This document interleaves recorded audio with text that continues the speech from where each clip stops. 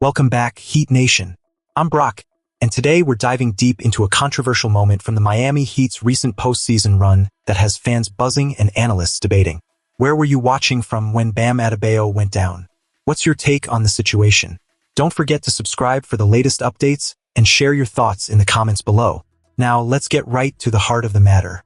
The Miami Heat's aspirations for a successful playoff run were abruptly halted when Bam Adebayo succumbed to injury during a pivotal play-in game against the Charlotte Hornets. Adebayo, a three-time All-Star, didn't return to the court, and the fallout from that incident has stirred a pot of speculation and controversy, particularly regarding the conduct of LaMelo Ball, the Hornets star, whose play was blamed for Adebayo's exit. In a recent episode of the LaVar Ball Show, former NBA player Gilbert Arenas waded into these murky waters, defending LaMelo while simultaneously questioning the integrity of the Heat's management during that fateful game. Arenas boldly suggested that the decision to pull Adebayo was less about his injury and more about the organization's desire to enhance their position in the NBA draft lottery.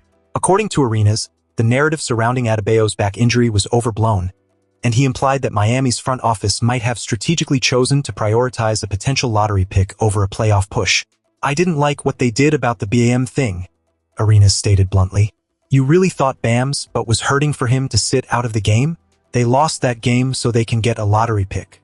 Come on, let's say it how it really is." This assertion raises significant questions about the Heat's mindset at that crucial juncture. Were they genuinely focused on winning, or was the allure of a higher draft pick too tempting to ignore? Arenas' comments didn't stop there. He went on to suggest that Adebayo's partner, the four-time MVP Aya Wilson, would not condone her significant other taking the easy way out. Pat Riley walked his A in there. "Hey, you better sit your ass down.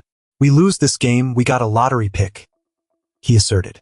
It's a bold accusation that implies a level of manipulation from the front office, something that could shake the trust between players and management should it hold any truth. While Arenas has taken a stance that challenges the conventional narrative around the incident, it's essential to consider the ramifications of his claims.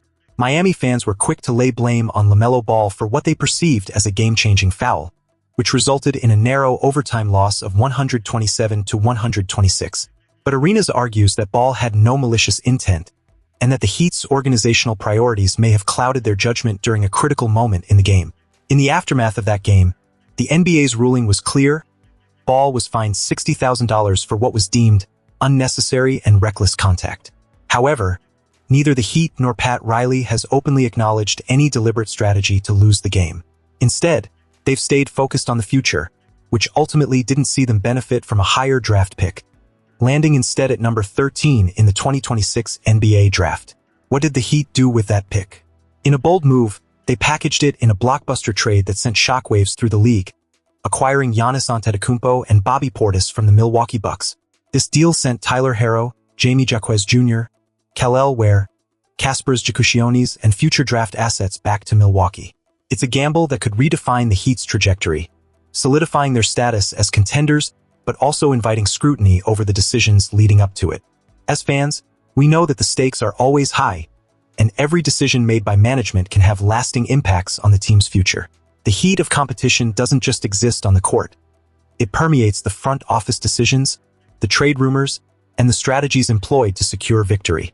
While Gilbert Arenas has stirred the pot with his comments, it highlights a critical conversation about the lengths to which organizations may go to pursue success. So, what does this mean for the Heat moving forward?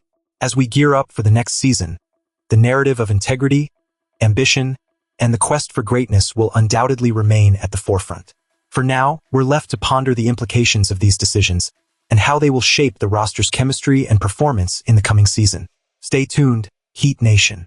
The offseason is just heating up, and we'll be here every step of the way. Don't forget to share your thoughts on this situation in the comments, and let's keep the conversation going. Subscribe for more insights, and let's rally around our Heat as they prepare to take the court once again.